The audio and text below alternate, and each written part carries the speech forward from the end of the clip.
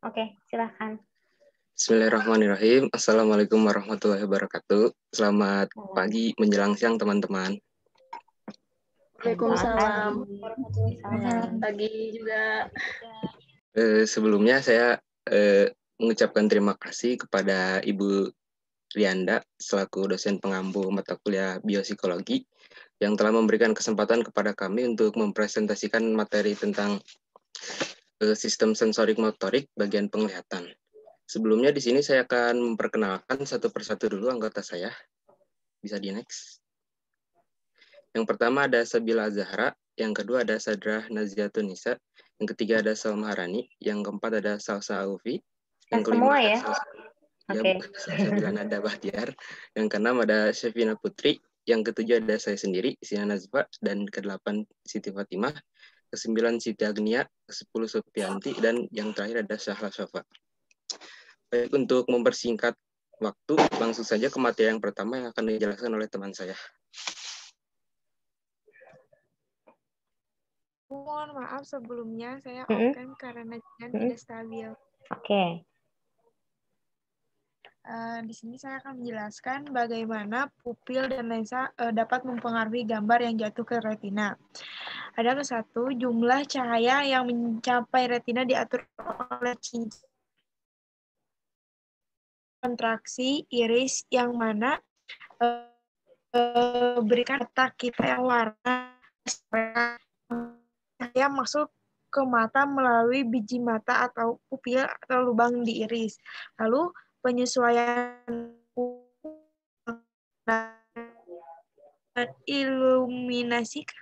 iluminasikan merupakan kompromi antara sensitivitas, kemampuan untuk mendeteksi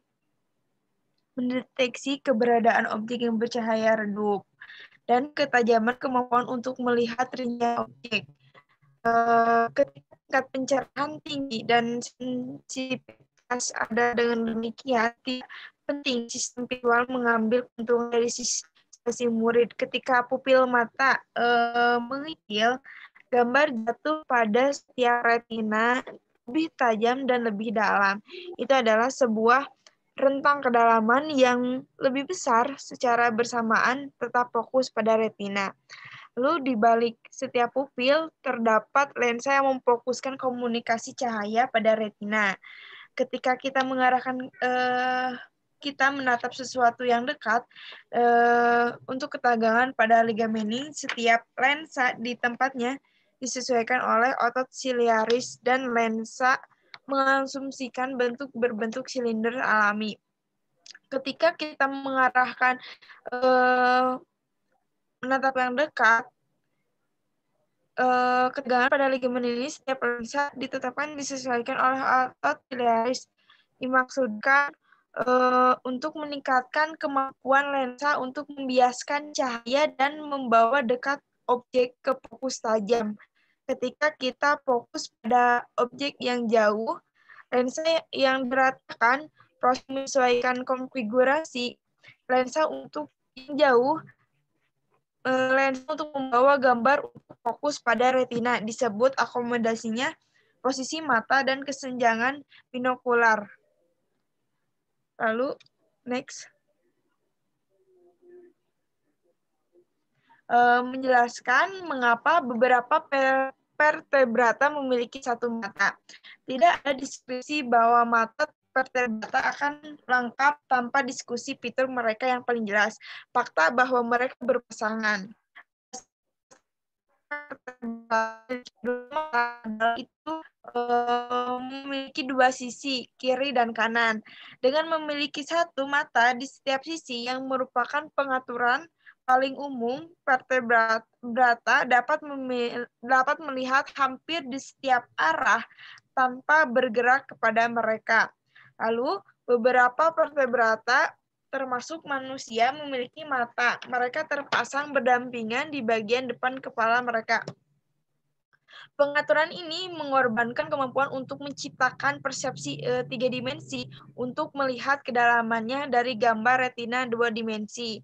Lalu, gerakan mata Anda terkoordinasi sehingga setiap titik di dunia visual Anda diproyeksi diposisikan untuk sesuai poin pada dua retinamu.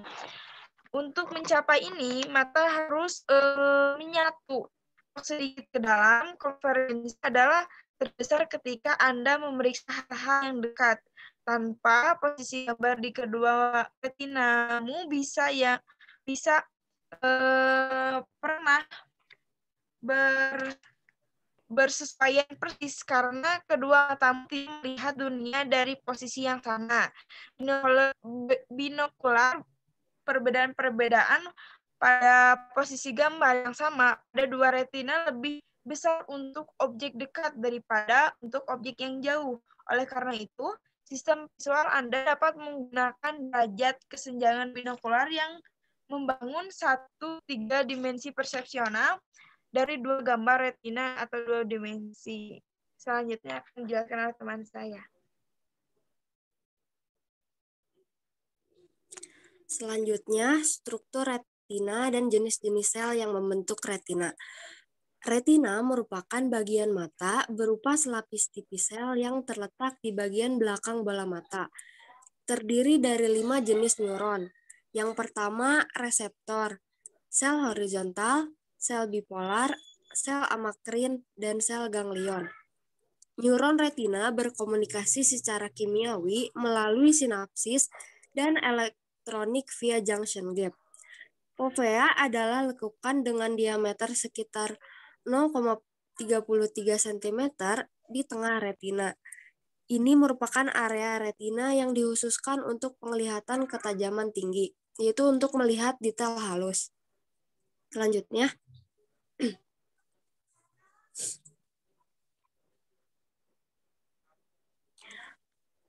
teori dupleksitas penglihatan. Perbedaan antara sistem fotopik dan skotopik.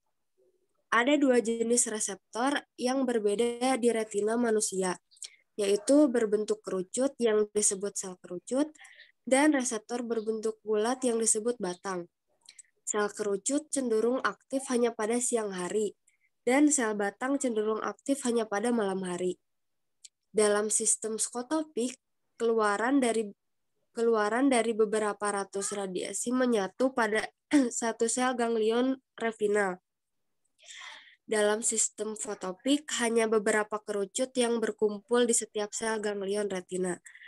Sel kerucut dan sel batang berbeda dalam distribusinya di retina. Selanjutnya akan dijelaskan oleh teman saya.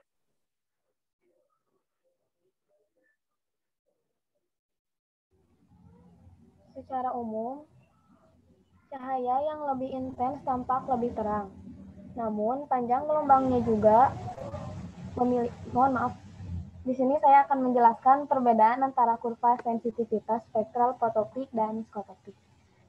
Baik, secara umum, cahaya yang lebih intens tampak lebih terang. Namun, panjang gelombangnya juga memiliki efek substansial pada persepsi kecerahan. Karena sistem visual kita tidak sama sensitifnya terhadap semua panjang gelombang dalam spektrum tampak, cahaya dengan intensitas yang sama tetapi dengan panjang gelombang yang berbeda dapat sangat berbeda dalam kecerahan. Grafik kecerahan relatif lampu dengan intensitas yang sama yang disajikan pada panjang gelombang berbeda disebut kurva sensitivitas spektral. Sejauh ini, hal terpenting untuk diingat tentang kurva sensitivitas spektral bahwa manusia dan hewan lain dengan kerucut dan batang memiliki 2 di antaranya, kurva sensitivitas spektral fotopik dan kurva sensitivitas spektral skotopik. Sensitivitas spektral fotopik manusia dapat ditentukan dengan meminta subjek menilai kecerahan relatif dari berbagai panjang gelombang cahaya yang menyinari fovea. Sensitivitas spektral skotopik mereka dapat ditentukan dengan meminta subjek untuk menilai kecerahan relatif dari panjang gelombang. Berbeda dari cahaya yang bersinar di pinggiran retina pada intensitas yang terlalu rendah untuk mengaktifkan beberapa kerucut perifer yang terletak di sana.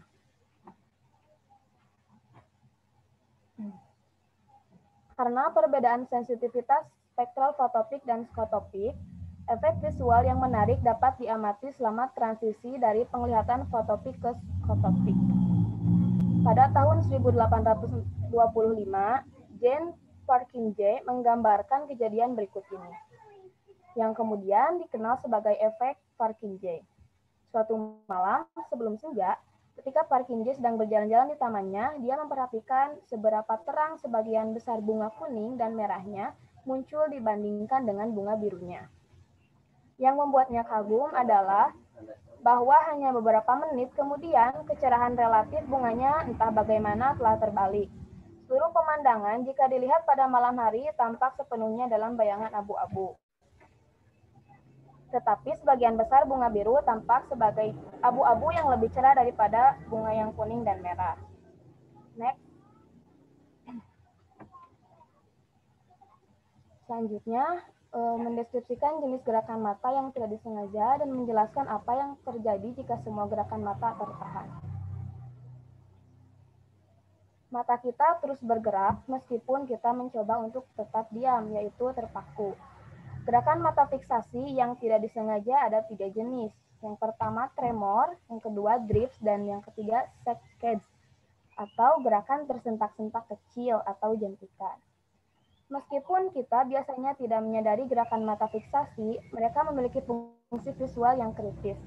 Ketika gerakan mata atau efek utamanya atau pergerakan gambar pada retina terhalang, objek visual mulai memudar dan menghilang. Itu terjadi karena kebanyakan neuron visual hanya merespons gambar yang berubah. Jika gambar retina distabilkan secara artifisial atau dicegah bergerak di retina, gambar mulai menghilang dan muncul kembali. Dengan demikian, gerakan mata memungkinkan kita untuk melihat selama fiksasi dengan menjaga gambar tetap bergerak di retina. Selanjutnya akan dilanjutkan oleh teman saya. Baik, selanjutnya ada proses transduksi visual, yaitu konversi cahaya menjadi sinar neural. Transduksi adalah pengubahan satu bentuk energi ke bentuk energi lainnya. Transduksi visual adalah konversi cahaya menjadi sinyal saraf oleh reseptor visual. Sebuah terobosan dalam studi transduksi visual terjadi pada tahun 1876 ketika pigmen merah, yaitu pigmen zat yang menyerap cahaya, diekstraksi dari batang. Pigmen ini memiliki sifat aneh ketika pigmen yang berada di sel fotoreseptor yang dikenal sebagai rhodopsin terkena cahaya intens yang terus-menerus. Pigmen tersebut memutih, kehilangan warnanya, dan kehilangan kemampuannya untuk menyerap cahaya. Tetapi ketika dikembalikan ke dalam gelap, ia mendapatkan kembali kemerahan dan cahayanya. Banyak jalur di otak yang membawa informasi visual sejauh ini. Jalur visual terbesar dan paling teliti dipelajari adalah jalur retina geniculate striate yang menghantarkan sinyal dari setiap retina ke korteks visual primer dan korteks striate melalui nukleus geniculate lateral thalamus. Next. Selanjutnya ada komponen dan sistem tata letak retina geniculate striate. Sekitar 90% dari akson sel ganglion retinal menjadi bagian dari jalur retina geniculate striate dalam tahun 2003. Tidak ada sistem sensorik lain yang memiliki pasangan jalur dominan kiri dan kanan ke korteks.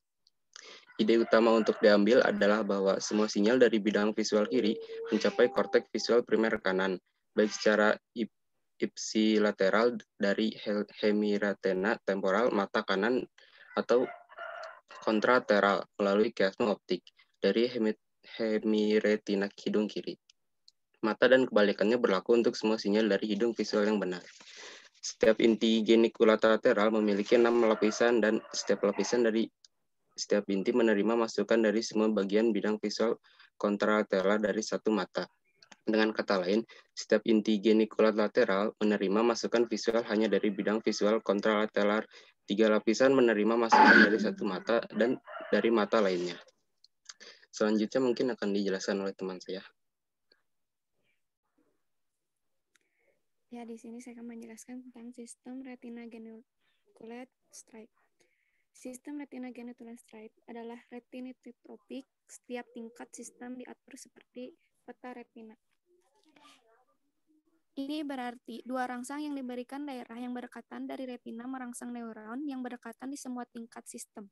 Tata letak retinotropik primer konteks visual memiliki yang tidak proporsional representasi dari fovea, meskipun fovea hanyalah sebagian kecil dari retina. proporsi yang relatif besar konteks visual primer. Ini sekitar 25% didedikasikan untuk analisis masukannya.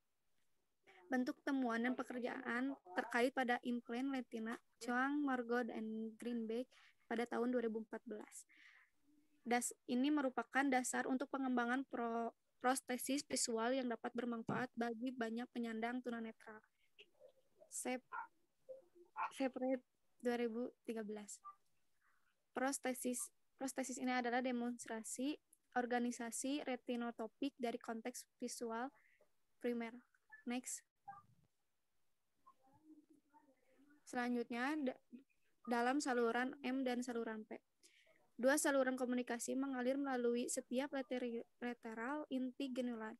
Satu saluran melewati 4 besar lapisan. Lapisan ini disebut lapisan parvo-seluler atau lapisan P, karena tersusun dari neuron dengan ukuran kecil badan sel, atau parvo berarti kecil.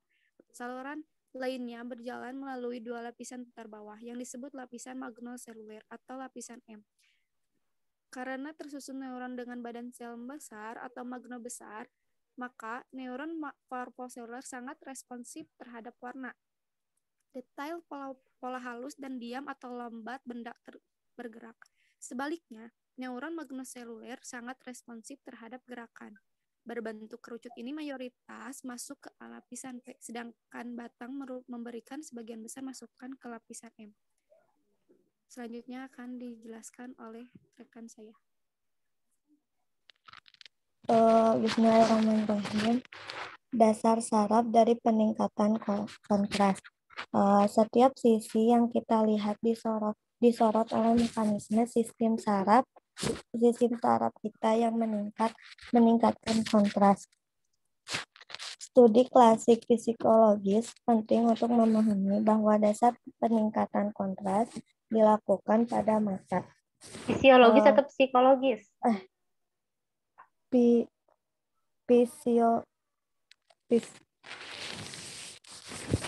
Fisiologis. Mata lateral kepiting tapal kuda ideal untuk jenis penelitian neurofisiologis tertentu. Untuk memahami dasar fisiologis, peningkatan thrust pada kepiting tapal kuda harus memenuhi dua hal. Yang pertama adalah jika satu omatidium atau jaringan saraf lateral yang saling berhubungan menyala, cahaya yang lebih intens menghasilkan lebih banyak tembakan. Yang kedua, ketika reseptor menyala, ia menghambat tetangga-tetangganya melalui jaringan saraf lateral. Penghambatan ini disebut penghambatan lateral karena penyebaran secara lateral di seluruh rangkaian reseptor. Penghambatan lateral juga adalah proses di mana neuron yang dirangsang menghambat aktivitas neuron di dekatnya. Penghambatan lateral memungkinkan otak untuk mengelola masukan lingkungan dan menghindari informasi yang berlebihan. Penghambatan lateral juga membantu mempertajam persepsi indera kita tentang penglihatan, suara, sentuhan, dan penciuman. Lanjut.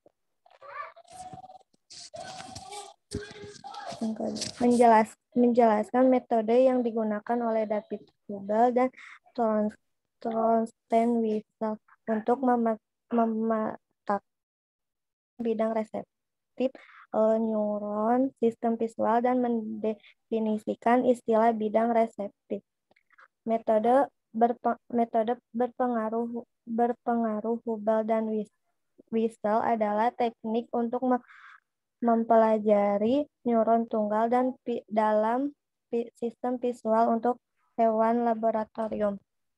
Subjek penelitiannya adalah subjek penelitiannya adalah kucing dan monyet. Yang pertama, ujung miroelektroda diposisikan di dekat neuron tunggal di bagian sistem visual yang diselidiki selama pengujian.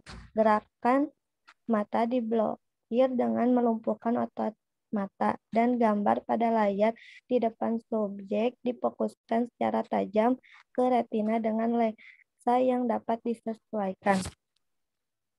Yang kedua, mengidentifikasi bidang reseptif atau ruang sensorik. Ruang sensorik neuron. Bidang reseptif dari neuron visual adalah area bidang visual yang memungkinkan stimulus visual untuk mempengaruhi penembakan neuron itu. Yang ketiga, mencatat respon neuron terhadap berbagai rangsangan sederhana dalam bidang reseptifnya untuk mengkarakterisasi jenis rangsangan yang paling mempengaruhi aktivitasnya. Kemudian elektroda dimajukan sedikit dan seluruh proses untuk mengidentifikasi dan mengkarakteristik properti medan reseptif diulang untuk neuron lainnya, lalu untuk neuron lainnya, dan seterusnya. Selanjutnya dilanjutkan oleh karakteristik bidang reseptif retinal ganglion, neuron genikulateral, dan neuron lurik dari lapisan bawah 4. Hubel dan Wiesel memulai studi visual neuron sistem dengan merekam dari tingkat sistem retina geniculate straight. Pertama dari ganglion retina cell, neuron genikulateral, dan akhirnya dari neuron lurik lapisan bawah 4. Mereka menguji neuron dengan titik stasioner aromatik atau tidak berwarna cahaya menyinari retina. Mereka menemukan sedikit perubahan bidang reseptif saat mereka bekerja melalui level. Membandingkan reseptif direkam dari sel ganglion retinal genikulateral inti dan neuron lapisan 4 bagian bawah. 4 kesamaan sudah jelas terlihat. Yang pertama, di setiap tingkat bidang reseptif di area terjauh dari retina kecil dibandingkan pinggiran ini konsisten dengan fakta bahwa fovea menengahi penglihatan berbutir halus. Yang kedua, ada neuron memiliki reseptif yang melingkar. Yang ketiga, ada semua neuron yang monokular memiliki bidang reseptif di satu mata tapi tidak dengan mata yang lainnya. Banyak neuron pada masing-masing dari 3 tingkat terdiri dari daerah gembira dan daerah gangguan yang dipisahkan oleh batas lingkaran. Next.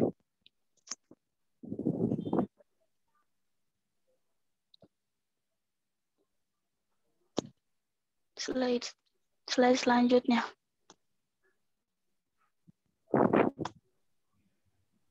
Masih banyak nggak ini? Masih banyak nggak slide-nya?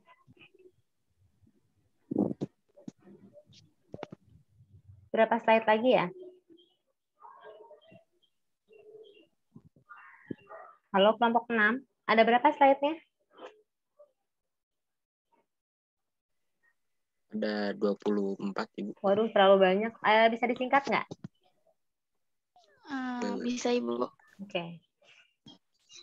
Karakteristik bidang reseptif sederhana dan sel kompleks. Simple cortical cell sederhana memiliki neuron lapisan bawah 4 memiliki bidang reseptif dan yang dapat dibagi menjadi on dan off antagonis dengan memiliki tidak responsif terhadap cahaya yang menyebar. Kompleks cortical cell memiliki sederhana sel kompleks memiliki bidang reseptif persegi panjang paling banyak merespon rangsangan garis lurus dalam orientasi tertentu dan tidak responsif terhadap cahaya yang menyebar. Namun sel kompleks berbeda dari sel sederhana dalam 3 hal penting. Bidang reseptif dari sel kompleks binoklar diukur melalui satu mata dan kemudian melalui mata lainnya. Bidang reseptif di setiap mata ternyata memiliki posisi yang hampir sama, persis sama di bidang visual serta preferensi orientasi yang sama. Dengan kata lain, apa yang kita pelajari tentang sel dengan merangsang satu mata dikonfirmasi dengan merangsang mata lainnya. Selanjutnya akan dilanjutkan oleh teman saya. Selanjutnya saya akan menjelaskan tentang konteks penglihatan utama.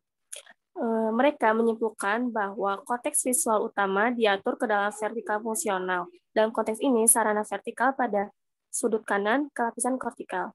Hubel dan Wiesel menyimpulkan bahwa semua kolom fungsional dalam konteks visual utama yang menganalisis input dari satu area retina dikelompokkan bersama. Dan Hubel dan Wiesel menyimpulkan bahwa ini terjadi karena neuron dengan preferensi yang lebih sederhana berkumpul pada neuron dengan preferensi yang lebih kompleks. Selanjutnya,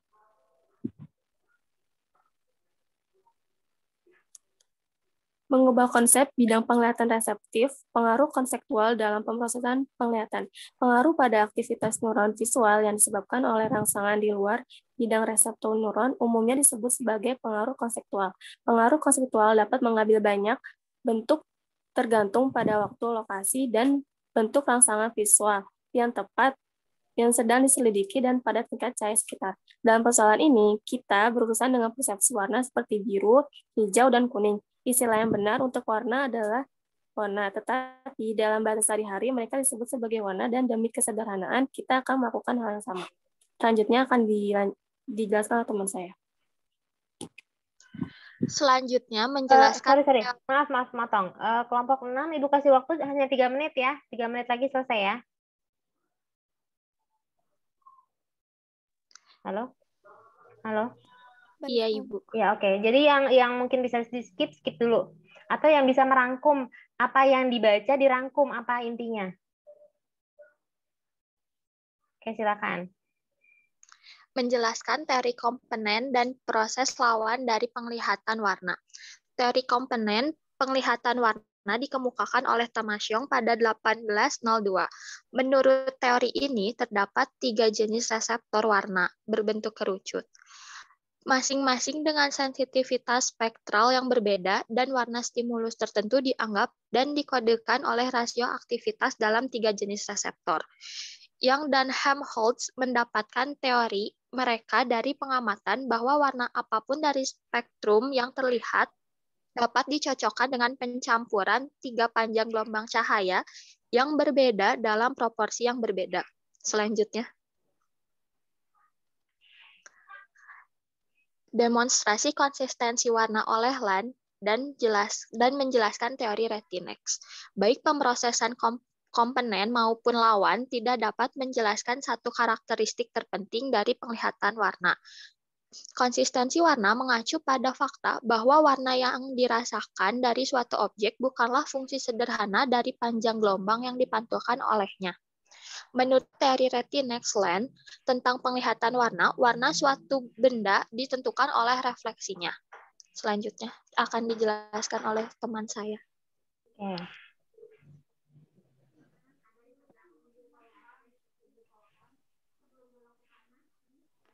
Next. Baik, Bu. Mungkin segitu saja ya, Bu ya. Oke. Baik, karena ini sebetulnya Ibu jadi kepikiran untuk kelompok yang tidak presentasi dan membahas penglihatan, kelompok 1 ya? Betul tidak? Kelompok 1. Betul, Ibu. Ya, kelompok 1 harap bisa membantu kelompok 6 pada saat tanya jawab ya. Jadi ada kewajiban juga kelompok 1 untuk membantu kelompok 6 jika tidak bisa menjawab. Oke, terima kasih kelompok 6 atas presentasinya. Mungkin sebelum kita ke tanya jawab, ada beberapa hal yang ingin Ibu sampaikan. Mungkin untuk kelompok yang lain juga ya, ini kita berlatih presentasi.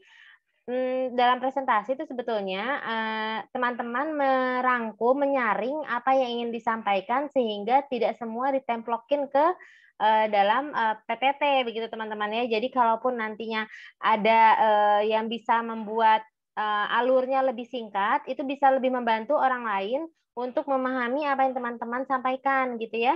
Untuk kelompok 6 ini sebetulnya lengkap gitu ya, tapi karena memang terlalu banyak yang dimasukkan ke dalamnya, maka alurnya itu pasti Ibu yakin tidak semua menangkap dengan cepat apa yang teman-teman sampaikan di kelompok 6 ini, yang dari kelompok 6. Lalu Ibu melihat juga bahwa ada beberapa kata-kata yang sepertinya masih kopas dan belum diedit. Jadi kalau ada bahasa yang tidak nyaman dibacakan, mungkin bisa diedit dulu bersama-sama begitu ya. Mungkin Ibu paham sih mungkin keterbatasan dari daring ini teman-teman jadi tidak bisa secara intens bisa diskusi langsung, tapi dengan adanya mungkin dari WhatsApp atau bagaimana ini kelompok 6 membuatnya gimana ini? Cara kerja kelompoknya gimana? Kami itu membagi-bagi materi, jadi masing-masing diterjemahin terus dicari kesimpulannya masing-masing. Oke, nggak apa-apa, itu juga udah oke. Mungkin lebih berlatih lagi, nanti kata-katanya sama-sama diedit bareng-bareng gitu ya, jadi dibaca bareng-bareng secara keseluruhan begitu ya. Lalu mungkin tadi ada kata-kata misalnya psikologis jadi fisiologis, jadi ibu jadi agak ragu apakah yang membacakannya juga tadi itu paham atau tidak yang dibacakan begitu ya, istilah-istilahnya. Dan lebih disederhanakan lagi. Itu aja sih mungkin catatan dari Ibu ya. Kalau untuk penyampaiannya sih sudah oke untuk kelompok kelompok 6.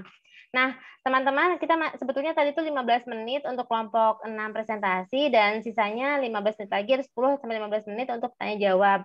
Tapi karena waktu, kita berikan waktu 10 menit lah ya untuk tanya jawab. Mungkin gimana kelompok 6, apakah mau ditampung dulu 3 pertanyaan atau bagaimana? Baik, boleh Bu. Oke, silakan. Ini siapa? Sinan ya? Siapa yang ngomong barusan? Yang menjadi moderator siapa? Sinan, Bu. Saya, Bu. Sinan. Oke, Sinan. Tampung 3 pertanyaan. Kelompok 1 tolong dibantu ya kalau kelompok 6 tidak bisa menjawab. Silakan. 10 menit. Jika ada yang ingin dipertanyakan dari materi yang tadi, dipersilakan ya.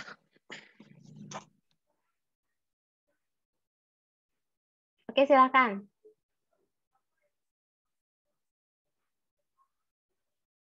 Silakan temannya 3 orang bertanya mengenai penglihatan.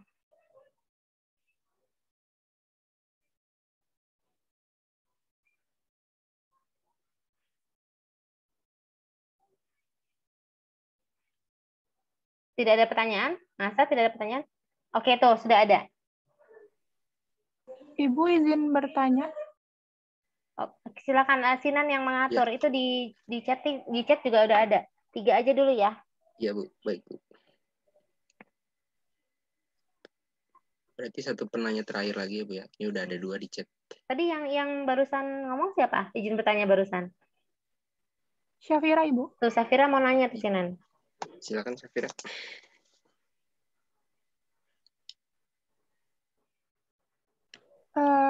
Di antara fovea sama perifer, yang paling baik digunakan untuk melihat dengan detail itu apa di antara fovea sama perifer? Bisa dimengerti, Sinan? Baik, bisa. Terima kasih, Syafira. Ya, sama-sama. Mungkin langsung aja dijawab atau mau gimana, Sinan? Paling izin diskusi dulu, Ibu. Oke.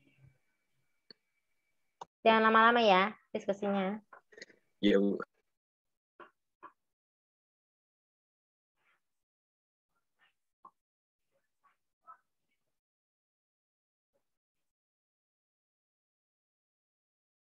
Untuk kelompok 4, nanti siapa co-hostnya?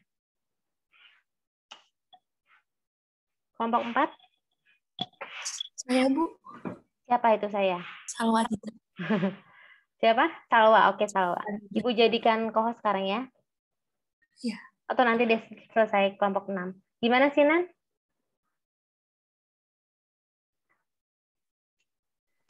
Sebentar, Ibu.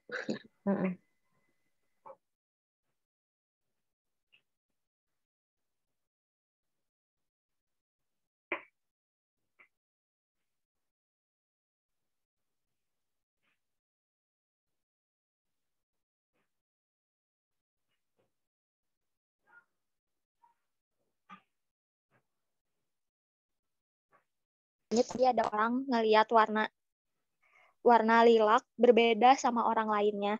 Sebenarnya warna tersebut ditangkap oleh persepsi kita masing-masing. Mungkin Kenapa berbeda itu? Karena intensitas yang ditangkap oleh pribadi mata masing-masing itu ada yang intensitasnya lebih rendah, ada yang intensitasnya lebih tinggi. Yang lebih rendah dan tinggi hasilnya akan berbeda. Itu aja, Bu. Bagaimana, Tia? Bagaimana, Tia? Iya, makasih. Oke, good. Ya, next, Sinan. Kita berpacu sama waktu ini.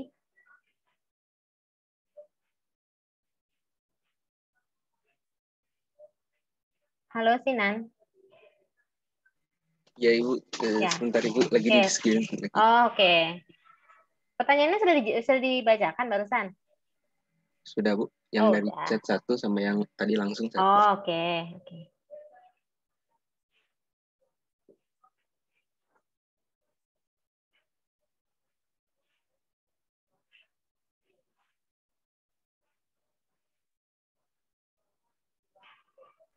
Saya izin menjawab yang dari Syafira tadi, Bu. Enggak. Yang mengenai Verifier dan VA. Yang mana yang paling baik untuk digunakan untuk penglihatan, ya? Bukan begitu, Syafira? Iya, yang paling baik digunakan melihat dengan detail. Untuk yang paling baik itu adalah VA karena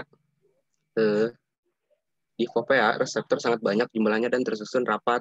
Ketika di luar VA, di perifer terdapat lebih sedikit reseptor. Dengan demikian, bahwa fovea merupakan daerah di mata yang paling baik untuk melihat detail. Contohnya untuk membaca buku sambil melihat ke halaman sebelahnya. Bisa dipahami? Bisa, terima kasih banyak, Inan. Ya, Oke, good. Satu lagi ya?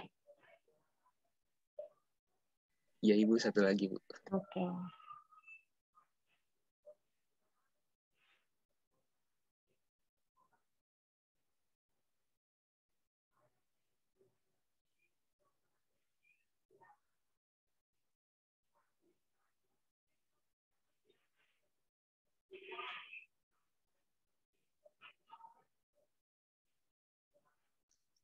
Izin menjawab pertanyaan Windy, Ibu, tentang mata juling. Apakah pandangannya akan terlihat sama dengan orang yang normal atau tidak?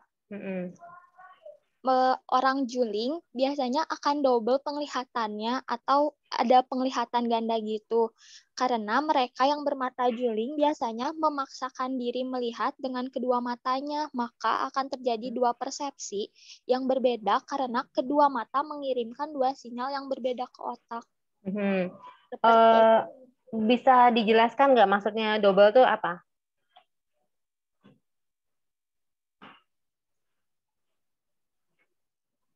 Maksudnya double itu apa ya? Halo, tadi siapa yang bicara barusan? Saya, Ibu Siti Agnia. Oh iya, kayak gimana Siti?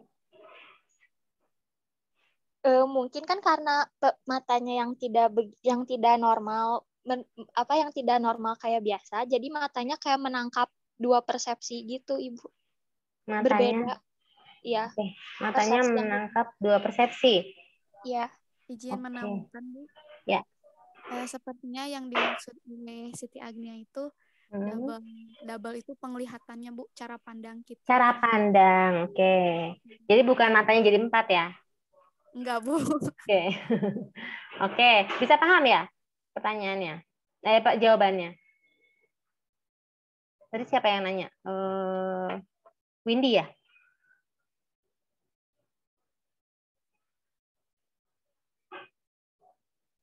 Oke. Baik, gimana sih, Nan? Selesai? Sudah? Sudah, Ibu. Ditutup saja, Ibu, ya? Oke, boleh. Baik, mungkin cukup sekian ya teman-teman presentasi dan tanya jawab dari kelompok kami. Semoga bermanfaat. Mohon maaf, pasti banyak kesalahan yang dilakukan. Terima kasih atas perhatiannya. Akhirul kalam. Wassalamualaikum warahmatullahi wabarakatuh. Waalaikumsalam warahmatullahi wabarakatuh. Baik, terima kasih kelompok 6 atas presentasinya hari ini.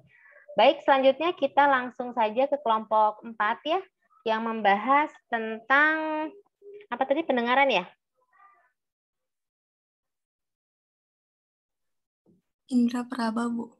Indra Praba, oke. Ya. Silakan. Kelompok 4 sama tadi siapa? Salwa ya? Iya, Bu. Salwa. Salwa Sabila. Salwa Azizah. Salwa Azizah. Oke.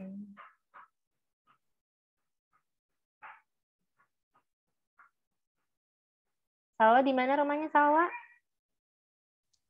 Di ujung Berung. Oh, di ujung Berung, dekat ya. Dekat sama ibu. Oke. Oke, ayo, Wak.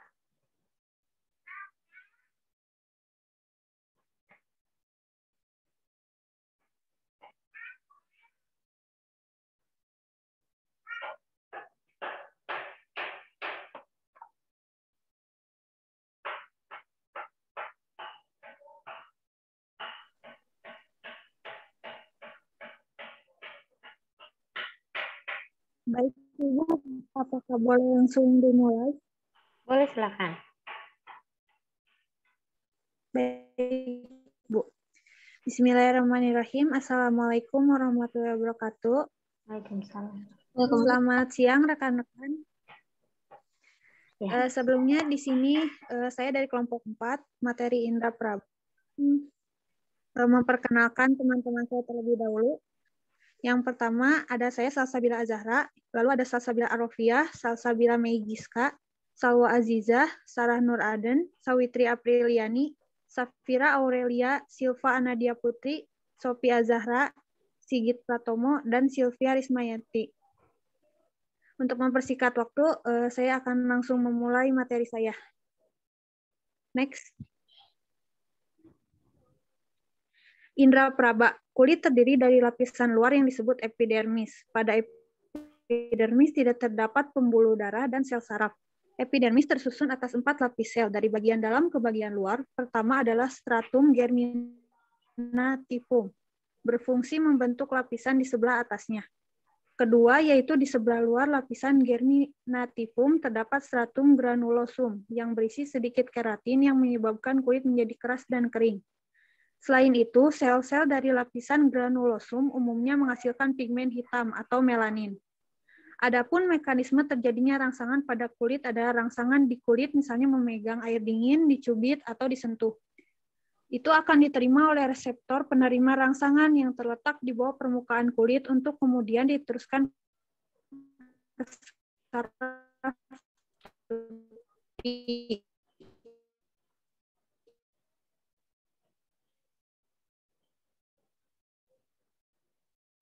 Sinyalnya ya. Oke, temannya mungkin bisa membackup. Halo, kelompok 4. Apakah temannya bisa membackup?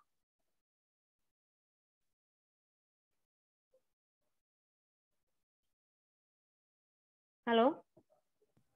Maaf Ibu, saya yang lanjutin ya Bu. Oke, boleh, silakan. Epidermis tersusun atas 4 lapis sel dari bagian dalam ke bagian luar. Pertama ada stratum germinativum yang berfungsi untuk membentuk lapisan di sebelah atasnya. Yang kedua yaitu di sebelah luar lapisan germinativum terdapat stratum granulosum yang berisi sedikit keratin yang menyebabkan kulit menjadi keras dan kering. Selain itu, sel-sel dari lapisan granulosum umumnya menghasilkan pigmen hitam atau melanin. Selanjutnya akan dijelaskan oleh teman saya.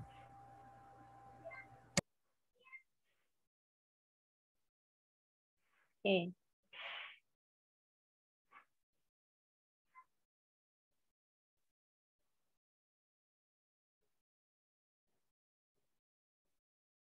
Halo, bagaimana nih kelompok 4? Adapun mekanisme terjadinya rangsangan pada kulit adalah rangsangan di kulit, misalnya memegang air dingin, dicubit, atau disentuh akan diterima oleh reseptor penerima rangsangan yang terletak di bawah permukaan kulit. Untuk kemudian diteruskan ke saraf tepi, saraf di luar otak, dan sumsum tulang belakang. Lalu masuk ke dalam susunan saraf pusat di sumsum tulang belakang.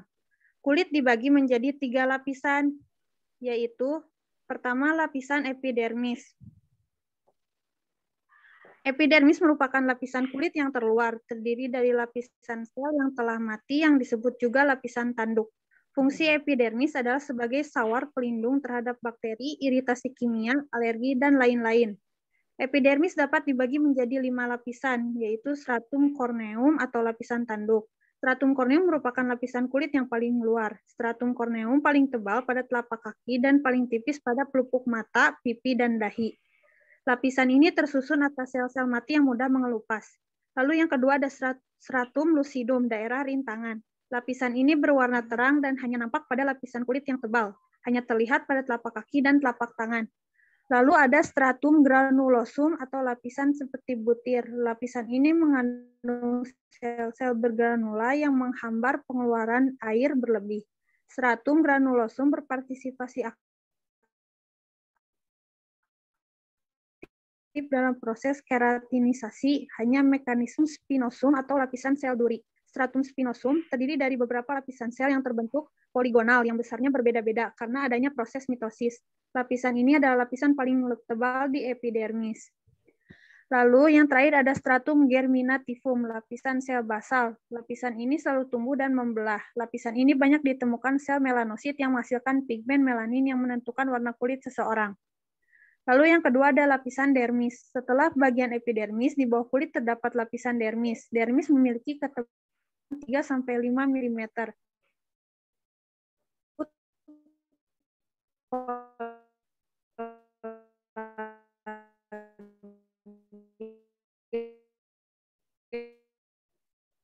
Ya, keringat, otot, dan serabut saraf. Kelenjar keringat, glandula, kelenjar ini berfungsi mengeluarkan keringat melalui saraf. Ada kelenjar menghasilkan minyak atau sebum. Minyak yang dikeluarkan berfungsi untuk melumasi kulit dan membuat rambut tidak kering. Lalu ada kantong rambut. Di dalam kantong rambut terdapat akar rambut dan batang rambut. Kantong rambut dilengkapi dengan otot penegak rambut. Pada saat udara dingin, otot rambut berkontraksi yang menyebabkan tegaknya batang rambut. Lalu ada pembuluh kapiler darah. Pembuluh kapiler darah berfungsi mengedarkan zat-zat makanan yang diperlukan untuk pertumbuhan rambut dan sel-sel kulit. Ada ujung-ujung saraf penerima rangsang. Ujung-ujung saraf penerima rangsang meliputi Pacini, tekanan, Ruffini, panas, Krause, dingin, Meissner, sentuhan. Lalu yang ketiga ada lapisan hipodermis atau jaringan ikat bawah kulit terletak di bawah kulit jangan. Di dalam lapisan ini terdapat lemak yang berfungsi untuk cadangan makanan, menahan panas tubuh, melindungi tubuh bagian dalam terhadap benturan dari luar. Selanjutnya akan dijelaskan oleh teman saya.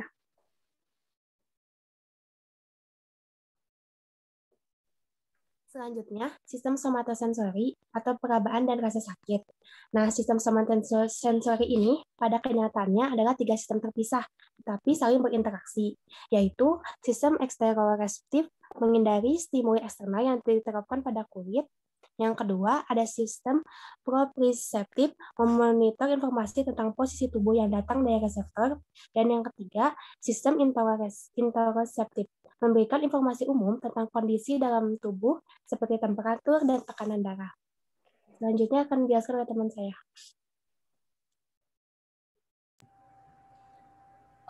Selanjutnya ada reseptor cutaneous. Reseptor cutaneous paling sederhana adalah free nerve endungs, yaitu ujung saraf bebas yang sangat sensitif terhadap suhu dan rasa sakit. Reseptor yang tersebar dan terdalam adalah Pacinian corpusculus yang beradaptasi dengan cepat serta merespon displacement mendadak pada kulit. Markles, Dix, dan Ruffini endings beradaptasi dengan lambat. Struktur dan fisiologis masing-masing tipe reseptor somatosensoris terspesialisasi yang memungkinkan reseptor yang bersangkutan untuk sensitif terhadap tipe stimulasi faktual tertentu. Lalu, maaf, ini Ibu mau cut lagi ya. Ini yang ngomong siapa? Yang bicara siapa ini? Yang sedang bicara? Aku Bu Salsabila Magiska. Oke, Salsabila. Secara sederhana, apa yang ingin disampaikan pada kata-kata reseptor kutaneus ini? Apa yang ingin Salsabila sampaikan? Jadi maksudnya pakai bahasanya Salsabila aja, gimana maksudnya? Jadi reseptor kutaneus ini adalah adalah saraf yang sangat sensitif terhadap suhu dan rasa sakit. Oke. Itu aja, Bu. Itu intinya? Iya. Lalu maksudnya Markle Disc dan Ruffini ending ini maksudnya apa? Beradaptasi dengan lambat itu maksudnya gimana, Salsabila?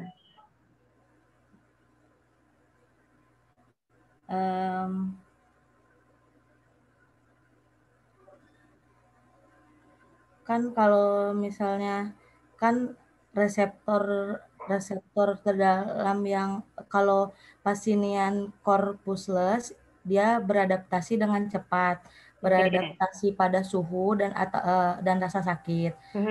Kalau kalau Markle's Disc dan Ruffini endings itu beradaptasi dengan lambat. Jadi Oke, jadi dalam reseptor kutaneus itu ada dua, ya? Iya, Bu. Pacinian corpusculus dan Markle Disc gitu kan? Iya, Bu. Yang satu cepat, yang satu lambat. Oke, mungkin nanti ini teman-teman sambil kita belajar ya, membuat PowerPoint yang baik gitu mungkin ya. Mungkin nanti bisa dibuat poin-poin, jadi kita bisa memahami bahwa dalam reseptor kutaneus itu ada dua gitu ya, Salsabila ya? Iya, Bu, maaf. Oke, nggak apa-apa, ini sambil belajar. Lalu lanjutkan boleh. Waktunya 5 menit lagi ya. Iya, Bu. Lalu ada dermatoma. Dermatoma itu adalah daerah tubuh yang diserang oleh akar dorsal kiri dan kanan di sebuah segmen sumsum tulang belakang. Selanjutnya akan dijelaskan oleh teman saya.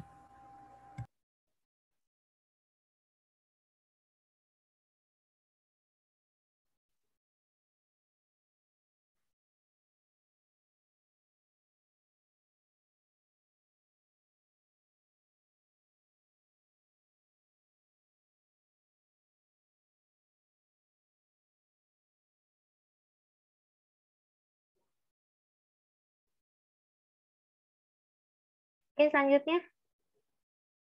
Silakan.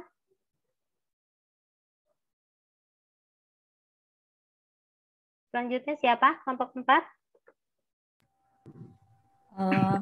Dua jalur somatosensoris utama.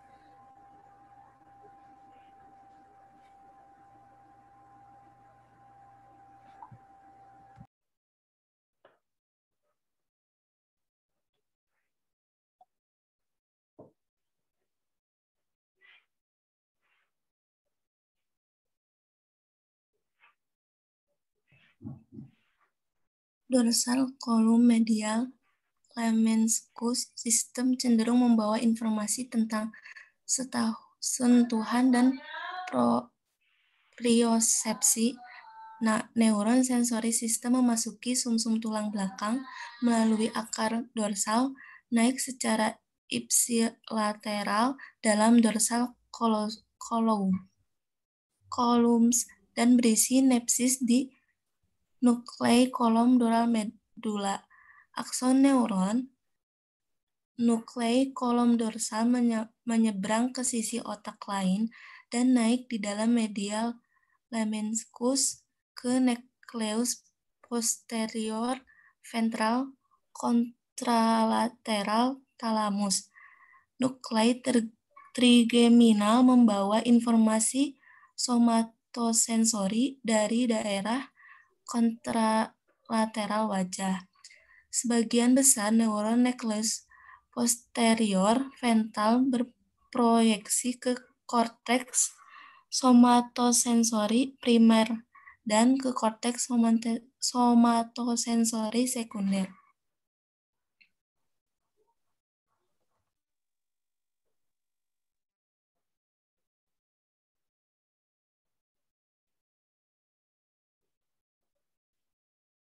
Okay, next. Sistem anterolateral cenderung membawa informasi tentang rasa sakit dan temperatur. Sebagian besar neuron akar dorsal Sistem anterolateral bersinapsis segera setelah memasuki sumsum tulang belakang. Akson kebanyakan neuron urutan kedua bersilang menyeberang ke sisi otak lain.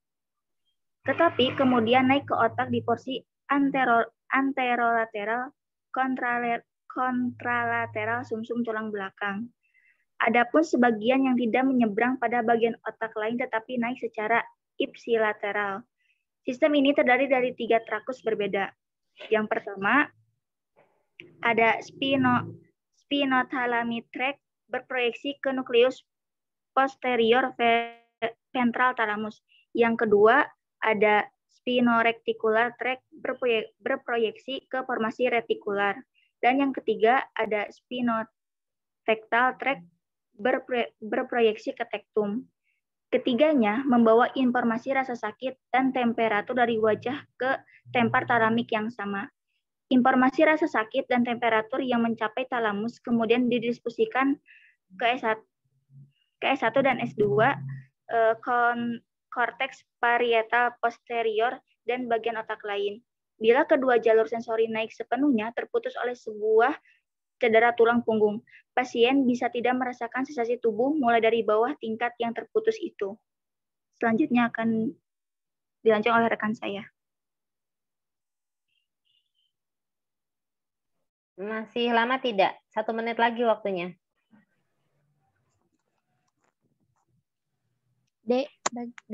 Daerah-daerah kortikal somatosensasi. Pada tahun 1937, Penfield dan rekan-rekan sejawatnya memetakan korteks somatosensoris primer para pasien selama bedah saraf. Penfield menerapkan stimulasi elektrikal pada berbagai tempat di atas permukaan kortikal dan para pasien yang sepenuhnya sadar dan dibuis lokal, mendeskripsikan apa yang mereka rasakan. Ketika stimulasi ditetapkan pada gyrus postsentral, pasien melaporkan sensasi-sensasi somatosensasi di berbagai bagian tubuhnya. Ketika Penfield menetapkan hubungan antara masing-masing tempat stimulus dan bagian tubuh tempat sensasi dirasakan, ia menemukan bahwa korteks somatosensoris primer manusia atau SI bersifat somatopik, terorganisasi menurut peta permukaan tubuh. Selanjutnya akan dilanjutkan oleh rekan saya.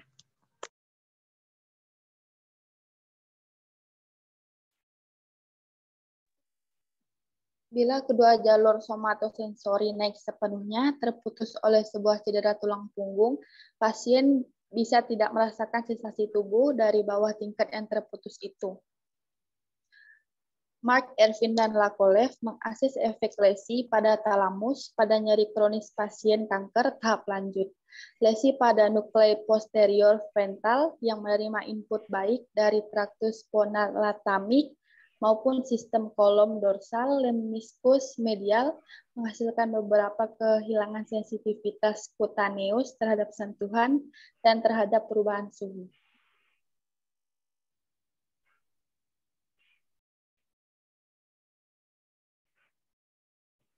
Oke, sudah?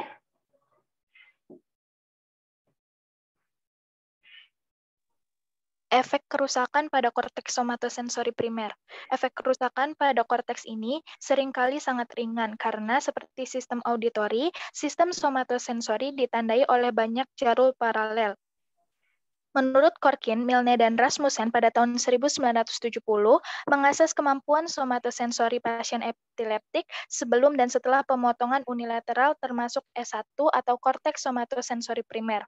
Setelah dioperasi, pasien tersebut menunjukkan 2 episit kontralateral, yakni berkurangnya kemampuan mendeteksi sentuhan ringan dan berkurangnya kemampuan mengidentifikasi objek dengan sentuhan. Selanjutnya akan dilanjutkan dengan teman saya.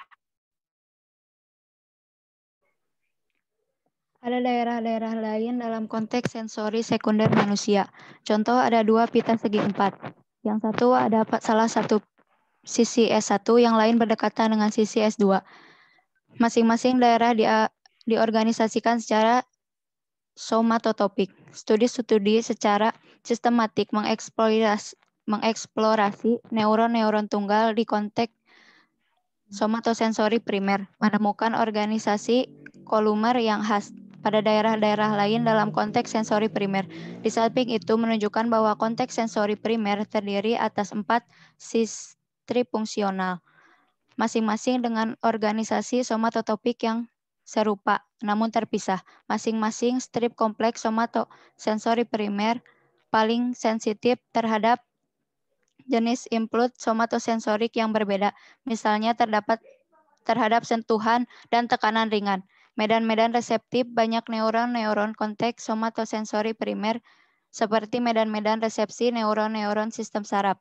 Dapat dibagi menjadi daerah-daerah ekstinatorik dan inhibitorik antagonistik. Selanjutnya akan dijelaskan oleh teman saya. Oh, sebentar, ini berapa slide lagi? 2 lagi, Bu. 2 lagi, oke.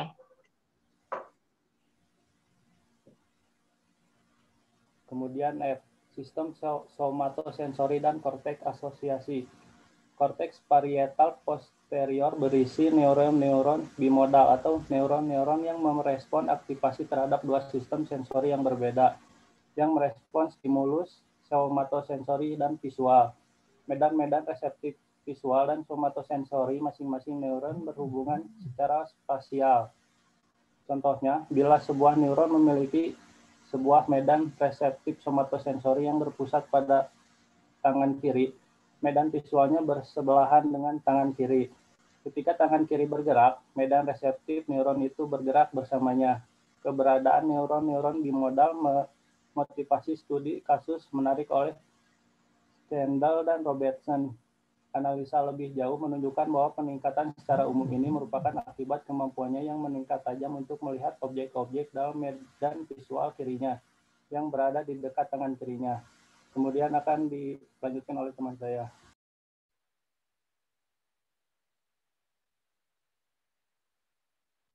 Agnosia somatosensori. Ada 2 tipe utama agnosiasi somatosensori. Yang pertama adalah astereognosia, ketidakmampuan untuk mengenal objek-objek melalui sentuhan. Kasus-kasus astereognosia murni yang terjadi tanpa adanya defisit sensori sederhana jarang terjadi. Yang kedua adalah asomatognosia, ketidakmampuan untuk mengenali bagian-bagian tubuh sendiri. Asomatognosia biasanya unilater, hanya memengaruhi sisi kiri tubuh dan biasanya berhubungan dengan kerusakan eksistensi. Ada lobus parietal posterior kanan. Mungkin sekian, saya kembalikan ke moderator.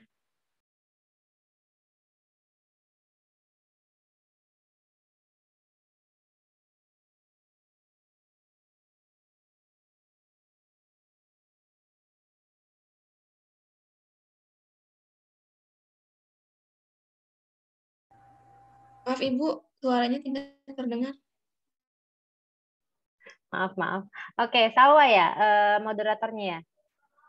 Baik, Salwa, silakan dipimpin. Mungkin ada yang mau bertanya, 3 orang. Iya, Bu. Nah, sudah ada yang bertanya tuh, 2, 3. Izin bertanya boleh? Tergantung moderator nih. Mau Boleh. yang mana? Boleh, silakan. Pilih 3 aja. Iya, Bu. Tadi siapa yang nanya, maaf? Sevia mau nanya. Oke, Sevia. Mau nanya kenapa tangan kalau digosok-gosokin itu menimbulkan sensasi jadi panas terus anget itu kenapa? Bisa dipahami pertanyaannya?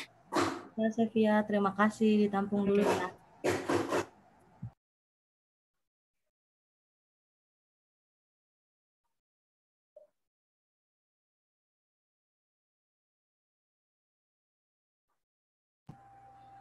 Yang 2 pertanyaannya lagi diambil dari yang chat ya, Bu?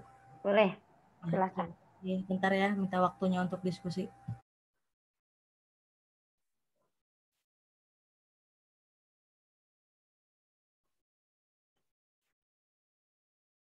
Ya, sambil menunggu teman-teman kelompok 4, melihat materi yang kita ulas kali ini 3 alat indera. Nanti teman-teman untuk UTS jangan khawatir, kita tidak akan sampai dalam kepada syaraf-syaraf yang lebih detail teman-teman, tapi teman-teman cukup tahu bagaimana seperti misalnya di dalam mata itu ada retina, pupil dan kerucut gitu ya. Nah, itu adalah hal-hal yang bagian penting dari mata yang membentuk persepsi. Jadi tidak sampai detail, tapi teman-teman harus tahu bagaimana prosesnya gitu ya dalam penglihatan, pendengaran dan sebagainya. Jadi teman-teman jangan khawatir bahwa materi kita akan sangat dalam begitu ya. Oke, silakan. Nah, kelompok 2 siapa? Co-hostnya siapa? Kelompok 2. Kelompok 2 co-hostnya siapa?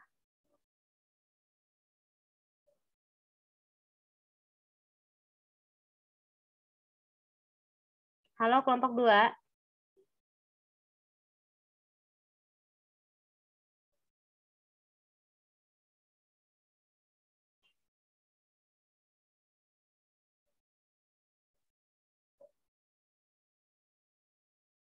Kelompok 2.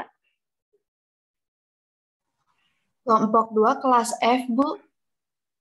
Oh, oke Ibu salah berarti sebentar. Berarti bukan kelompok 2 ya? Sebentar.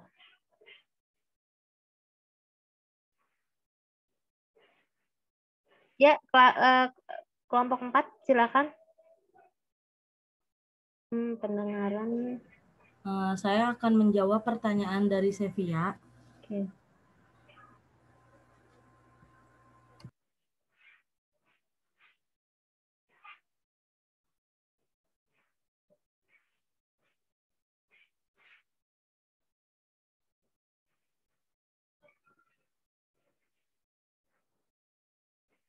Kelompok 9 ya, kelas H belum berarti ya? Kelompok 9 ya? Halo kelompok 9. Baik, Bu. Oke. Oh, tadi kelompok 1 berarti tidak ada ya? Oke. Kelompok hari ini penglihat. Sekarang apa? Barusan apa? Perabaan. Untuk perabaan kelompok 4 dibantu sama kelompok 8 ya jika ada pertanyaan yang tidak bisa dijawab. Oke, silakan. Oke, saya akan menjawab pertanyaan dari Sevia.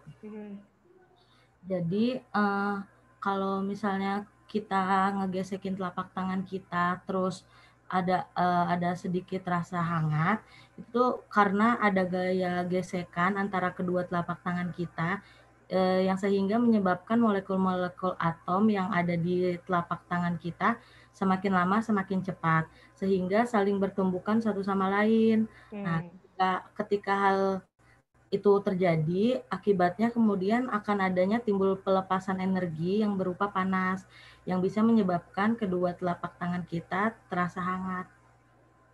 Kalau dalam fisika, hal kayak gitu disebut energi kinetik. Terima kasih. Apa bisa dipahami, Sevia? Sangat jelas ya. Terima kasih. Iya, sama-sama. Ya, selanjutnya. Saya ingin menjawab pertanyaan dari Siti Fatimah. Mengapa seseorang itu bisa mengalami hipotermia? Jadi hipotermia ini tuh kondisi tubuh menurun drastis hingga di bawah 35 derajat Celcius. Biasanya orang yang mengalami hipotermia tuh karena terlalu lama di tempat dingin, terus pakaiannya kurang tebal saat cuaca dingin, sama mengenakan pakaian basah. Terus kalau hipotermia ini tidak segera ditangani, dia akan menyebabkan gagal jantung sama gangguan pernafasan sampai hingga kematian. Oke. Jelas ya? Ibu rasa sudah jelas. Oke, ada lagi? Baik, Bu. Terima kasih. Oke. Silakan. Satu lagi.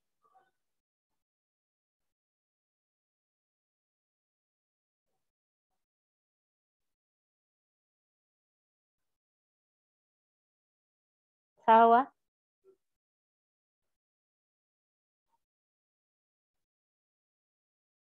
Oke, moderator kelompok. Iya, Bu. Sebentar. Ya. Oke.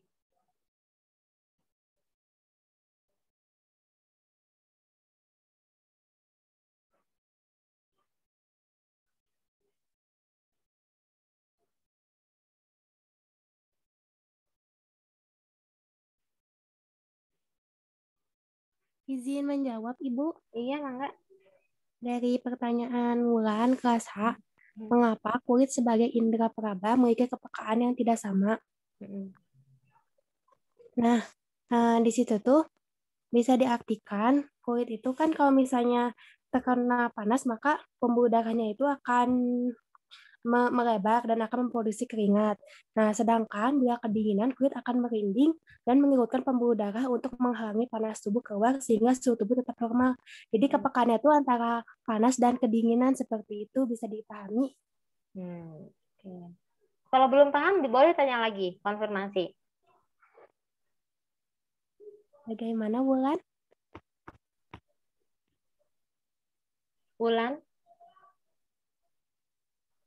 Jelas katanya. Oke. Baik. Oke. Baik, karena sudah 3 ya, Salwa ya. Kita sudah mendapatkan 3 pertanyaan ya. Iya, Bu, sudah.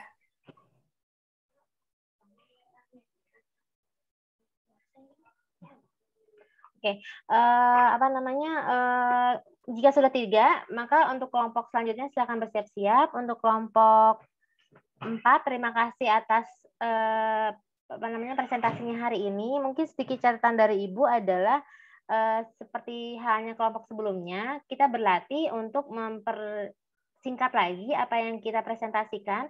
Meskipun biasanya kan kalau kelompok itu dibagi-bagi ya bagiannya ya, mungkin bisa hanya satu slide PowerPoint, tapi kita mencakup apa yang kita ingin sampaikan begitu teman-teman ya. Kita berlatih nanti bicara gitu di depan orang banyak. Jadi hanya poin-poinnya saja yang kita berikan gitu ya teman-teman ya. Kecuali memang kalau untuk biopsikologi banyak istilah-istilah. Jika ke mata kuliah lain teman-teman bisa terbantu dengan sistem seperti itu. Oke, terima kasih. Salwa, silakan ditutup.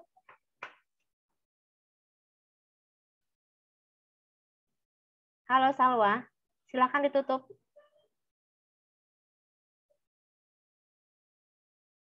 Kalau tidak Salwa, siapa temannya yang bisa mewakili, boleh menutup presentasinya? Saya saja, Ibu. Oke, boleh. Silva. Sekian, ya Ibu. Sekian presentasi dari kelompok kami. Maaf apabila banyak terdapat kesalahan dalam kata. Kami akhiri. Wassalamualaikum warahmatullahi wabarakatuh. Waalaikumsalam. Waalaikumsalam warahmatullahi wabarakatuh. Terima kasih banyak. Baik, sekarang Ibu akan beralih ke kelompok 9. Kelompok 9 siapa yang mau jadi co-hostnya? Tazkia, Bu. Siapa? Tazkia. Tazkia. Oke.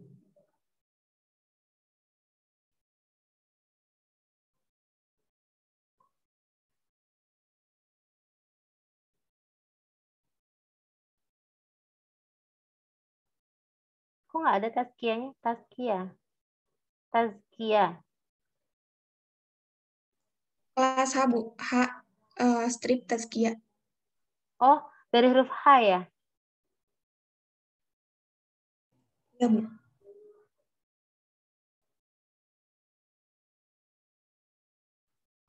Bentar ya.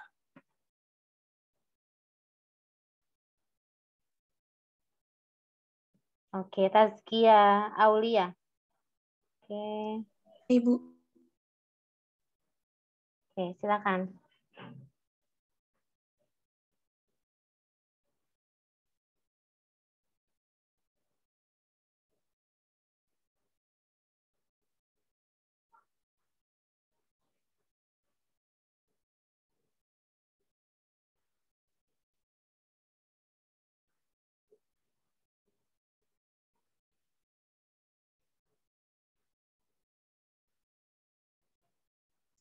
Maaf Ibu, nih udah muncul belum share screen-nya? Ya. Udah. Oke.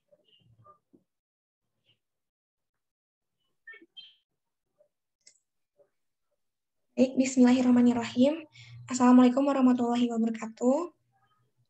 Sebelumnya mohon maaf jika saya off cam karena kameranya error, jadi tidak bisa menampilkan gambar.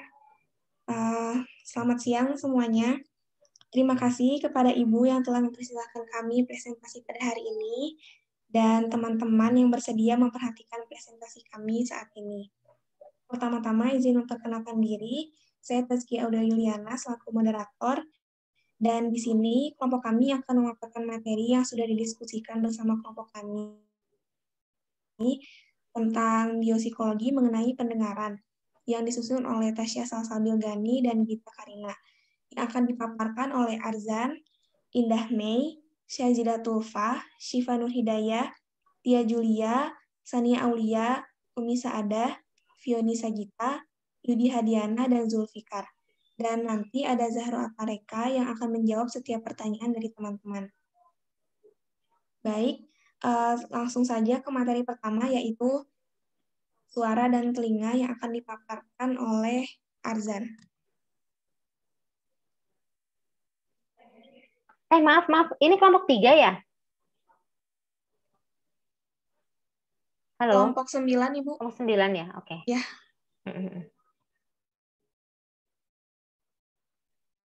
Kepada Azan, kami persilakan. Baik. Suara adalah bunyi yang dapat didengar yang memiliki gelombang tertentu. Suara juga adalah pemampatan mekanis atau gelombang longitudinal yang merambat melalui medium. Suara adalah suatu energi mekanis dari benda yang bergetar dan merambat melalui suatu rangkaian padat, renggang, padat dari suatu media yang dilewatinya. Gelombang suara.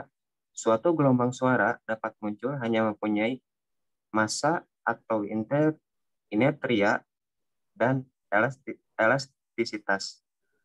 Karena udara memiliki massa dan elastisitas, sehingga suatu gelombang suara dapat menyebar di dalamnya.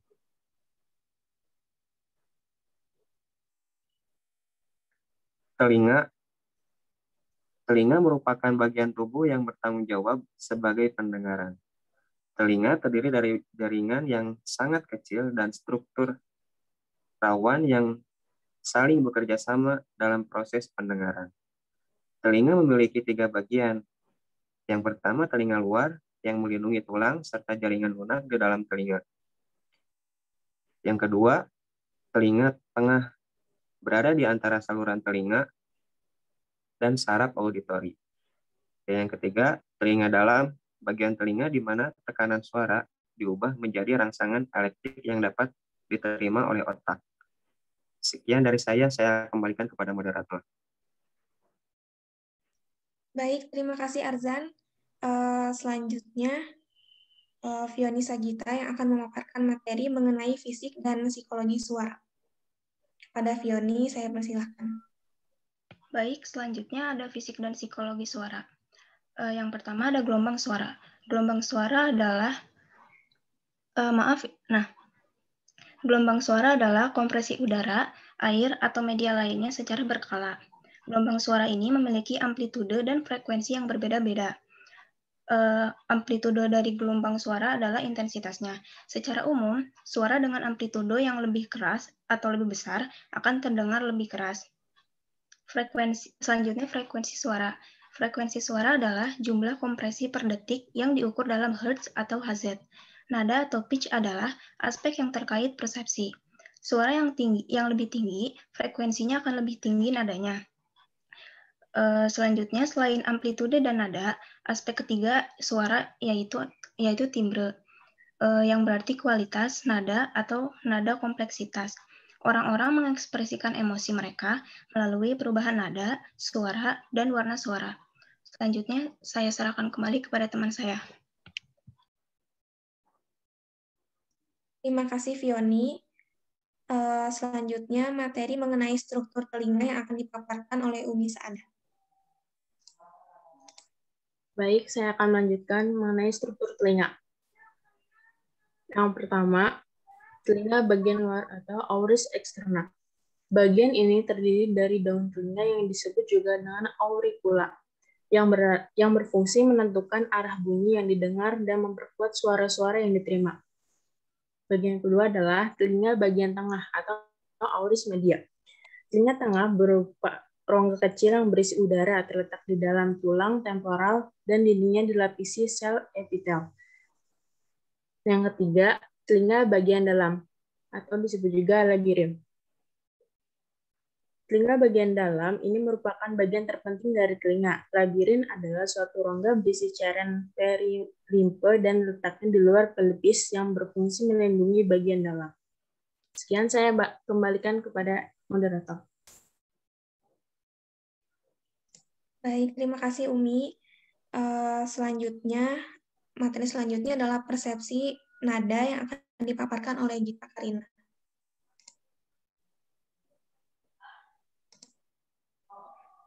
Kepada Gita, saya persilakan.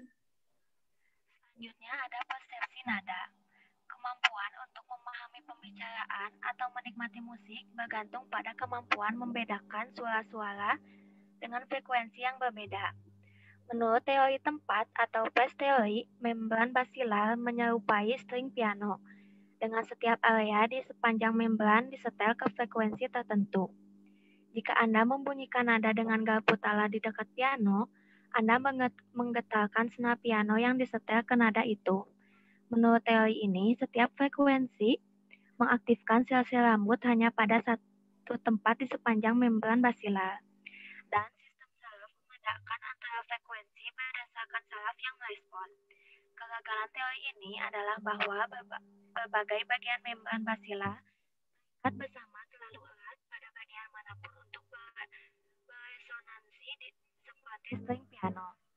Menurut teori frekuensi atau frekuensi teori, seluruh membran basilar bergetar selaras dengan suara, menyebabkan akson saraf pendengaran menghasilkan potensial aksi pada frekuensi yang sama. Misalnya, suara pada 50 Hz akan menyebabkan 50 aksi potensial per detik di saraf pendengaran. Kegagalan teori ini dalam bentuk yang paling sederhana adalah periode refraktori saraf. Meskipun variabel di antaranya saraf biasanya sekitar 1/1000 detik, sehingga nilai penembakan maksimum saraf sekitar 1000 Hz jauh dari frekuensi tertinggi yang kita dengar. Teori saat ini adalah modifikasi dari kedua teori di atas. Jadi pada frekuensi rendah, frekuensi impuls mengidentifikasi nada dan jumlah sel yang menembak mengidentifikasi kenyaringan. Ketika suara melebihi 1000 Hz menjadi lebih sulit bagi saraf manapun untuk terus menembak secara sinkron terhadap gelombang suara. Pada frekuensi yang lebih tinggi, suatu saraf dapat menembak beberapa gelombang dan bukan yang lain. Potensial aksinya adalah fase terkunci ke puncak gelombang suara, yaitu terjadi pada fase yang sama dalam gelombang suara. Selanjutnya saya kembalikan kepada moderator. Baik, terima kasih Gita. Materi selanjutnya akan dipaparkan oleh Indah Mei mengenai lokalisasi suara.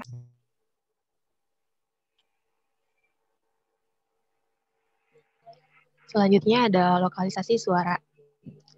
Lokalisasi suara adalah menentukan lokasi sumber suara. Tujuan utama pelokalan suara adalah untuk mensimulasikan bidang tertentu, termasuk sumber akustik, pendengar, media, dan lingkungan. Lokalisasi suara menentukan arah dan jarak suara membandingkan perbandingan respon kedua telinga. Suara yang datang langsung dari satu sisi mencapai telinga Anda yang lebih dekat siklus 600 mikrodetik sebelum telinga satunya. Perbedaan yang lebih kecil pada waktu kedatangan menunjukkan sumber suara lebih dekat ke garis tengah. Jadi dapat disimpulkan bahwa manusia melokalisasi frekuensi rendah dengan perbedaan fase dan melokalisasi frekuensi tinggi dengan perbedaan penyaringan. Sekian pemateri dari saya. Saya kembalikan kepada moderator. Terima kasih Indah. Materi selanjutnya yang ketujuh akan dipaparkan oleh Syazidah Tulfa mengenai perbedaan individu.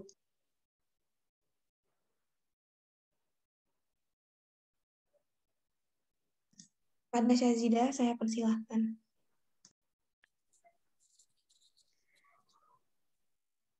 Individual diartikan sebagai perseorangan, seperti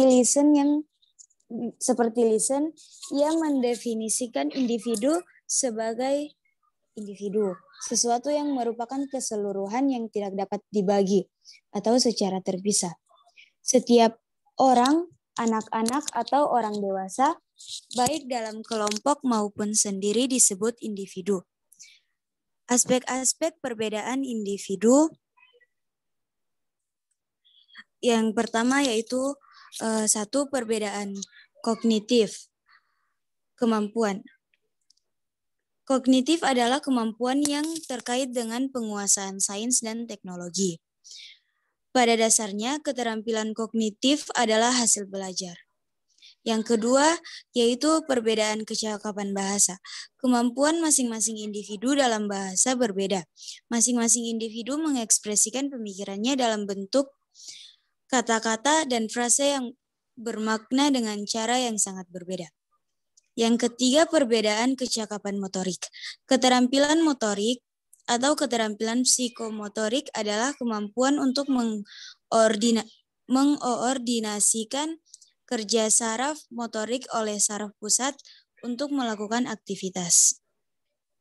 Yang keempat, perbedaan latar belakang. Yang kelima, dalam kelompok siswa di semua tingkatan, perbedaan latar belakang. Dan yang keenam, pengalaman mereka dapat memfasilitasi atau menghambat hasil mereka, terlepas dari potensi individu untuk menguasai materi pembelajaran. Yang ketujuh, perbedaan bakat. Bakat adalah kemampuan khusus yang dikenakan sejak lahir. Kemampuan ini akan berkembang dengan baik pada stimulasi dan pemupukan yang tepat. Yang kedelapan yaitu perbedaan kesiapan belajar. Siswa berusia 6 tahun yang memasuki sekolah dasar kelas 1 mungkin berbeda 1, 2, atau bahkan 3 tahun dalam hal kesiapan mereka untuk belajar di lembaga pendidikan formal. Ini didasarkan pada kapasitas mental atau usia mental karena kanak-kanak di tahun pertama sekolah dasar termasuk dalam kelompok usia kronologis antara 3 dan 8 tahun. Sekian materi dari saya serahkan kembali kepada moderator. Terima kasih Zida. Selanjutnya Sania Aulia yang akan memaparkan materi mengenai ketulian.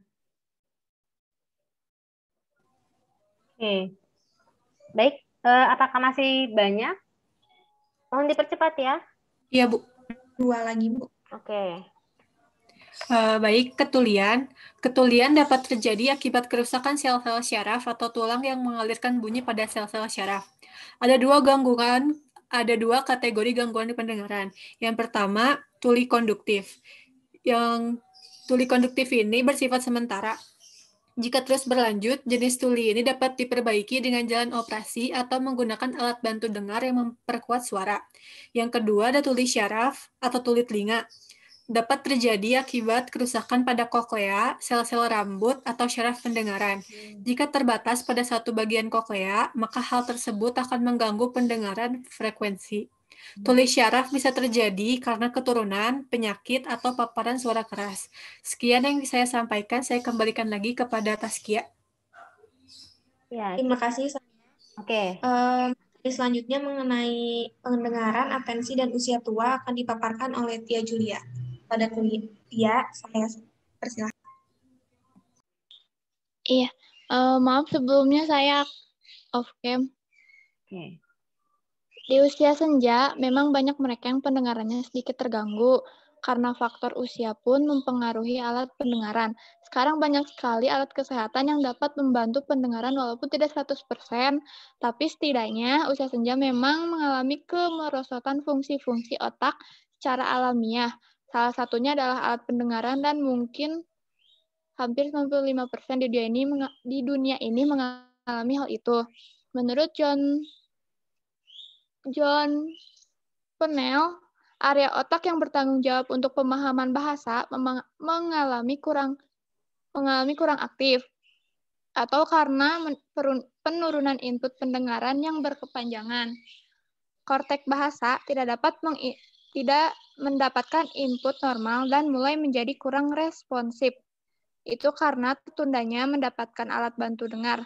Karena hal itu, mereka lebih memilih untuk mendapatkan perhatian dan melihat gerakan bibir, apalagi jika berdiam diri di tempat bising yang harus memfokuskan atensi untuk menyaring suara lainnya. Individu muda akan lebih mudah menyaring semua suara relevan dengan sangat efektif. Banyak orang tua mengalami kehilangan neurotransmitter, penghambatan di bagian pendengaran otak, akibatnya mereka kesulitan menekan suara yang tidak relevan. Akibat penurunan transmisi penghambatan, korteks pendengaran memiliki respon bertahap dan menyebar ke setiap suara, bukan respon yang cepat dan tajam ke masing-masing suara. Karena respon terhadap salah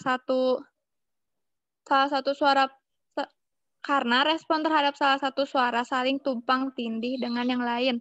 Adapun teori lainnya, jadi gangguan pendengaran pada usia lanjut yang diakibatkan oleh degenerasi diduga menurunnya fungsi pendengaran secara berangsur-angsur merupakan efek kumulatif dari pengaruh faktor hereditari, metabolisme, arteriosklerosis atau penyakit ketulian, infeksi, bising atau bersifat multifaktor.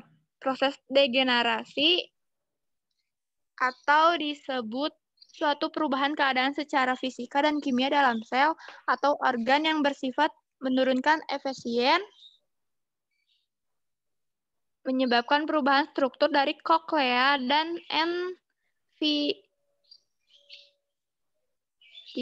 adanya atrofi dan degenerasi dari sel-sel rambut penunjang pada organ korti merupakan perubahan yang terjadi pada koklea. Gitu aja. Terima kasih. Oke. Selesai? Kelompok 9? Lagi, Bu. Oke. Baik, terima kasih Tia. Saat ini materi yang terakhir mengenai reseptor visual yang akan dipaparkan oleh Yudi Hadiana. Ada Yudi, saya persilahkan. Ya, ini materi terakhir, yaitu tentang reseptor visual. Pada intinya reseptor visual itu adalah retina gitu ya, seperti yang tadi dijelaskan oleh kelompok sebelumnya. Namun, apa hubungannya reseptor visual ini dengan pendengaran? Hubungannya itu adalah reseptor visual sebagai alat untuk mengidentifikasi sumber suara secara visual. Nah, jika reseptor visual itu adalah retina, maka reseptor auditori atau reseptor pendengaran itu adalah silia. Silia itu adalah rambut-rambut halus gitu ya.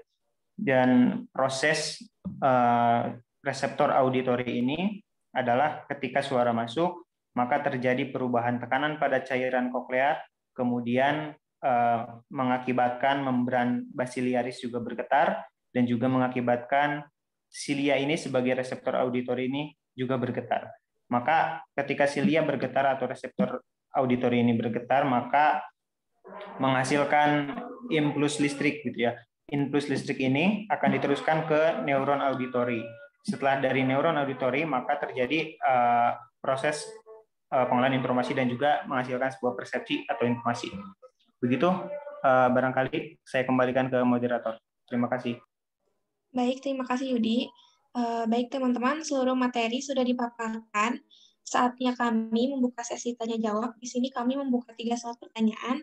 Bagi yang ingin bertanya, kami persilahkan di kolom chat. Terima kasih. Oke, 1 atau 2 kali ya, 2 pertanyaan boleh lah. Oh ya, baik Bu. Ayo, mangga. 2 pertanyaan.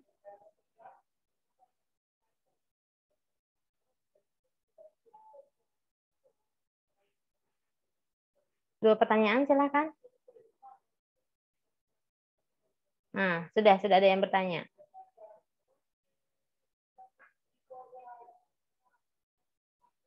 Nah, sudah ada 2 barangkali ya. Baik, Bu, sudah ada 2 pertanyaan yang masuk. Oke, silakan. Izinkan kami. Ya, oke. Semenit ya. Dulu ya. Semenit ya. Oke. Terima kasih.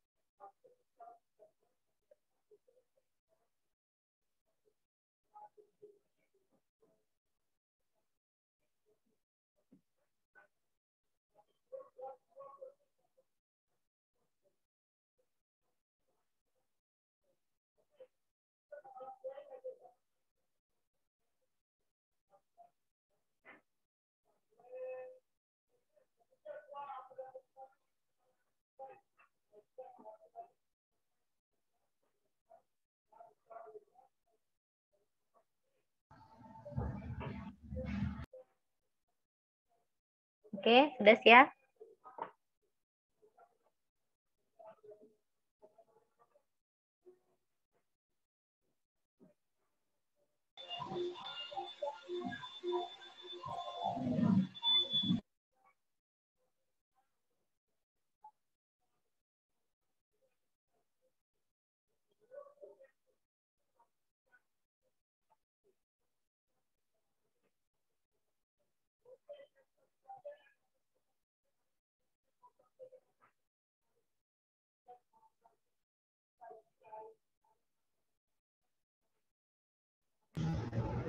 Astagfirullah. Ibu, saya ulangin tadi ke mute.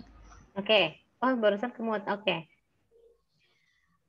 Jadi jawaban dari pertanyaan Syahla, semakin keras suara akan semakin cepat hal tersebut dapat menimbulkan luka pada telinga. Gelombang suara yang terlalu keras dapat merobek dan menembus gendang telinga, apalagi jika suara yang dihasilkan terlalu keras. Bagaimana? Oke. Jelas ya? Gimana pertanyaannya tadi? Sudah cukup terjawab? Ya. Halo? Siapa yang tadi bertanya ini? Kata Syahla, jelas. Terima kasih. Oke. Syahla, oke, terima kasih. Selanjutnya?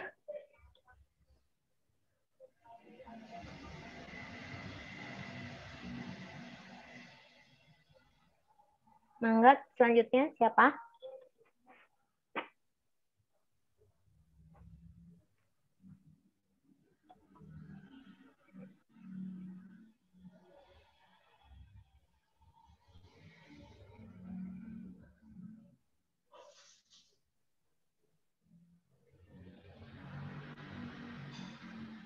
Selanjutnya, pertanyaan selanjutnya bisa dijawab sekarang? Bisa, Bu. Oke. Oke. Pertanyaan dari Adinda Salsabila, jika izin bertanya, suara nging yang muncul secara tiba-tiba di telinga itu disebabkan karena apa ya? Sebentar, Bu. Oke. Telinga berdenging dapat disebabkan oleh hal-hal di luar penyakit. Contohnya meliputi paparan suara yang keras, cedera lecutan, cedera kepala, terlalu banyak kotoran telinga, atau efek samping pengobatan. Oke. Bagaimana? Terjawab ya. Ya, baik teman-teman semua. Bisa ditutup dulu kali ya untuk kelompok 9 Taskia. Baik, terima kasih Zahro atas jawabannya. Demikian beberapa hal yang dapat kami sampaikan. Sebelumnya kami mohon maaf kepada Ibu dosen dan teman-teman apabila dalam penyampaian tadi ada kesalahan dalam pengucapan kata. Assalamualaikum warahmatullahi wabarakatuh. Ya, baik teman-teman semua, alhamdulillah amin. Hari ini kita sudah mempresentasikan 3 lagi panca indera yang kita pelajari dalam biopsikologi. Meskipun terburu-buru mungkin ya, dan kita berpacu dengan waktu, mudah-mudahan teman-teman sedikit banyak sudah mengetahui mengenai panca indera tersebut. Jika masih ada yang ingin ditanyakan, jangan ragu, jangan segan untuk bertanya di grup ya, di grup WA ya. Tanyakan apa yang belum tersampaikan atau belum terjawab oleh teman-teman yang lain. Baik teman-teman, barangkali jika sudah, terima kasih banyak sekali lagi untuk 3 kelompok dan 3 kelompok lainnya. Mudah-mudahan juga menjadi pembelajaran bersama. Mudah-mudahan menyerap ilmu kita hari ini dan mendapat ridho Allah Subhanahu wa taala. Terima kasih, selamat berpuasa. Assalamualaikum warahmatullahi wabarakatuh. Waalaikumsalam warahmatullahi wabarakatuh. Terima kasih, Ibu. Terima kasih, Bu. Terima kasih, Bu. Dadah.